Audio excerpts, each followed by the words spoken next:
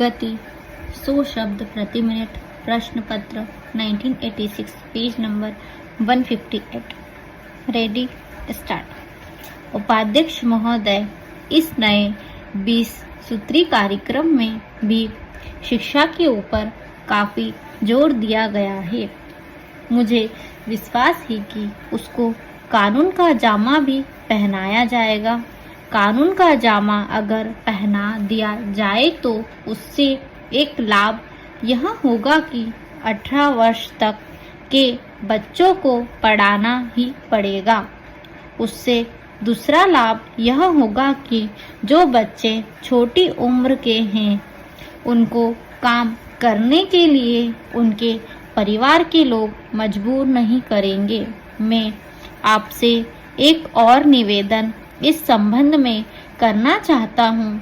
मेरा यह विश्वास है कि माननीय संसद सदस्य जब इसमें हिस्सा लेंगे तो जरूर उस पर प्रकाश डालेंगे। मैं निवेदन करना चाहता हूँ कि आज देश में अलग रहने की भावना बढ़ती चली जा रही है। आज स्थानीय दल केंद्रीय दलों से अधिक मजबूत होते चले जा रहे हैं। आज भाषा को लेकर विरोध है।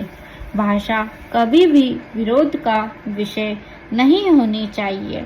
भाषा के विषय में तो मेरा यह विचार है कि जितनी आसानी से बच्चा अपनी मातृभाषा में शिक्षा को ग्रहण कर सकता है उतना विदेशी भाषा में नहीं।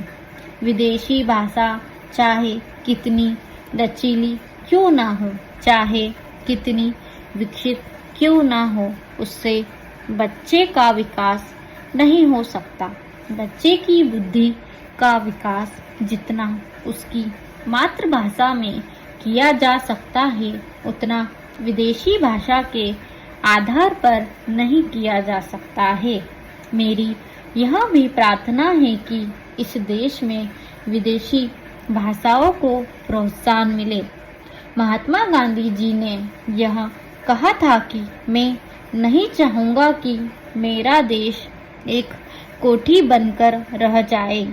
महात्मा गांधी चाहते थे कि सभी प्रगतिशील राष्ट्रों के साथ मिलजुल कर हम चले। मैं इस विचार का समर्थक हूँ। मैं किसी भाषा का विरोधी नहीं हूँ, लेकिन मातृभाषा में जितनी तेजी के साथ, जितनी मजबूती के साथ बच्चे की बुद्धि का विकास हो सकता है उतना अंग्रेजी से नहीं हो सकता।